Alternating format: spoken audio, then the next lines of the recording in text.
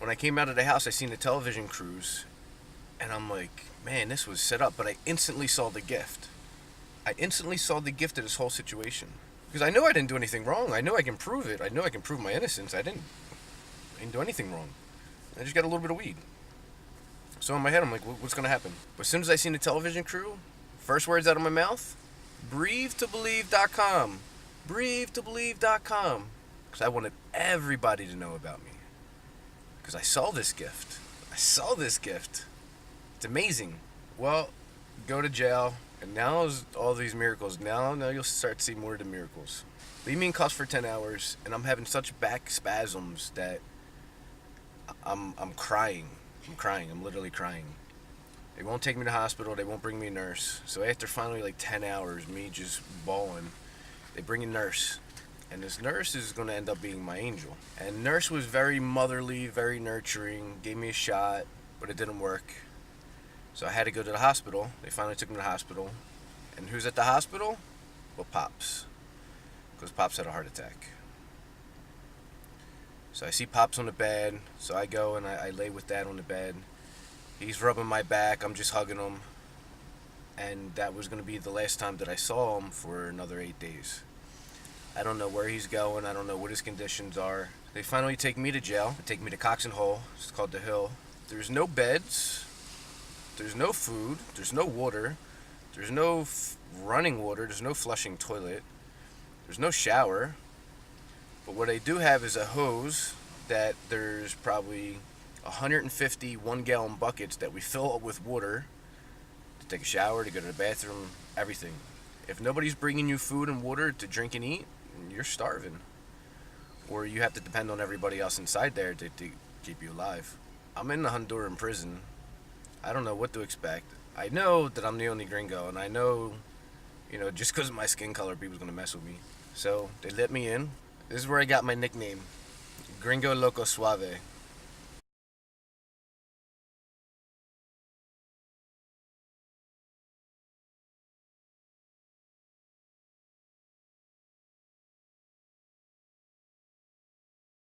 So we go to court 8 days later. All the charges are thrown out. Now, the prosecutor tried to use the photo where Sherry posed for the camera, but the prosecutor was too late to add that evidence, so they couldn't use that picture. So the lying part of trying to fake that photo, she faked the photo, wasn't even used in court. We're looking at 60 years. Nobody's translating anything to me. My dad's not in the room, and the judge says, I'm not ready to make the decision on the Guatemalans yet. Let's go to the weed, the marijuana part. Finds me guilty. Narco trafficking. Finds me guilty, narco trafficking. It's unbelievable. I'm here on missionary work, but I'm a narco trafficker. Finally goes back to the Guatemalan side and dismisses it and throws it out. Because we have all the evidence on Instagram, we have all the evidence on Facebook. Meanwhile, my lawyer robbed us blind, but that's a whole nother situation. My dad's released, but I still have to go back to jail. So I spend another month in Cox and Hole, and I develop a leg infection. My leg gets so big that the line's going up my leg. They won't give me the nurse, they won't take me to the hospital, nothing. Finally, almost 2 weeks go by, they bring the nurse, and it's the same nurse who treated me when I was first arrested. So she's, treating my leg, my infection and everything. And then I'm transferred to the big boy prison. Now this one, there's only 20. The one I'm going to is almost 600. Now there's two types of prison. There's Playa, which is more drug trafficking, drugs, stuff like that. And then there's Granja, the farm, which is murderers, violent criminals, and everything else. Washko, Granja. And there was already prisoners there that told me about the riots where 69 people died. They carry around machetes. They carry guns in prison. Grenades. There's no guards on the inside of the prison. The prisoners run itself. So when they told me that, I'm like, oh my God. Oh my God. I also had no money. Every place you go, you got to pay that calera. Like I had to pay the rent. I had no money, and if you don't have any money at the big boy prison, you in some trouble. Not only are you picking up trash, you're picking up shit. You're You're the lowest of the low in prison because you don't have any money. No money, no honey. Luckily, my friend met me at the gate to the prison to give me money. At the gate. Well, the nurse comes to treat me. He says, "Hey, where's the gringo?" No, he went to Granja. Well, her son is the number 2 in Granja. But when I first went in Granja, the first day in, you're walking through everybody. Everybody's talking trash. I'm the gringo. Everybody thinks I raped 2 Guatemalans. Nobody knows this story. Everybody thinks I'm this messed up, person. Everybody's talking shit. "I'm gonna kill you, gringo. You're dead. We're gonna do this to you." Everything. And this one guy looked at me and said, "I'm gonna fuck you up." All right, big boy pants on. Go into the office, pay my Calera. Now, look, I'm smart. I'm just gonna be in my cell. I'm gonna be right outside my cell. I ain't going nowhere. I ain't walking around nowhere. I ain't talking to nobody. I'm just gonna be by myself. So once we get locked in, that guy comes over, but his mom is the nurse, and she calls him and says, "Hey, is Gringo there?" Yeah. He's a good guy. Take care of him. Protect him for me. He's my friend.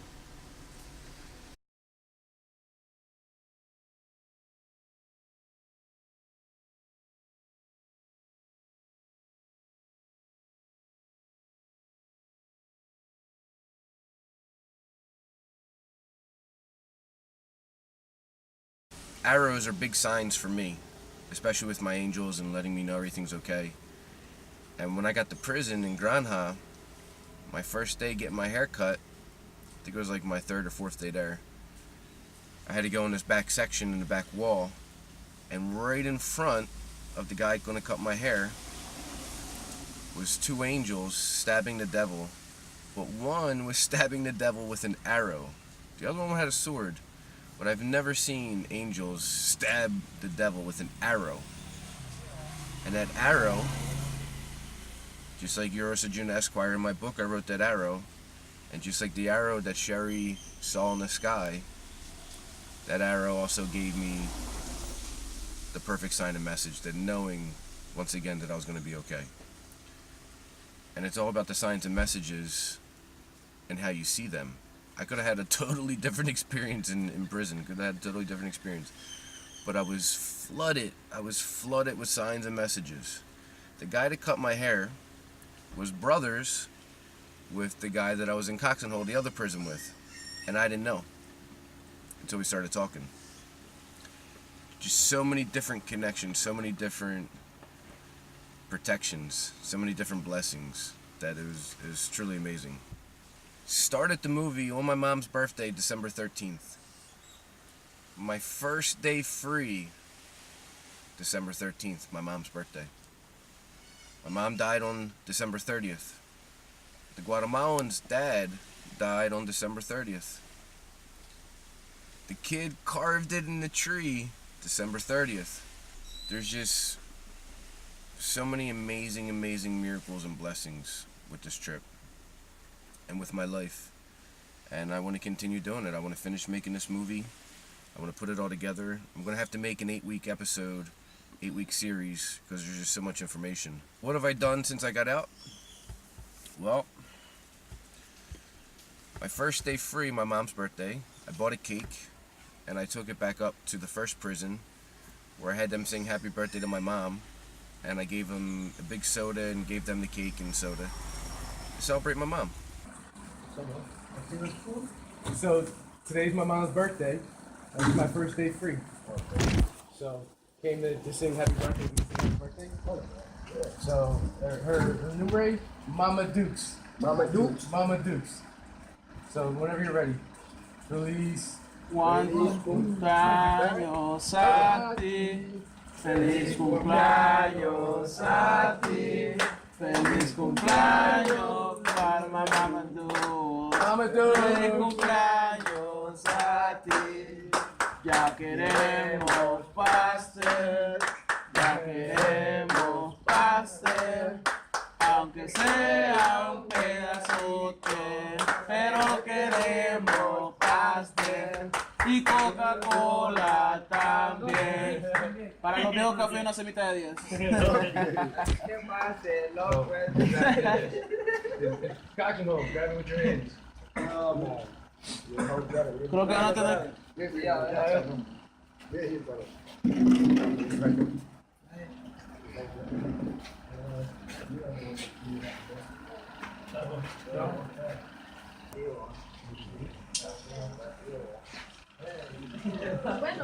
All right, Bobby. Just came by to give you some food. My first day out, I told you I'm gonna bring you some food. If I get some money later, I'll buy you some cigarettes. So. Hey.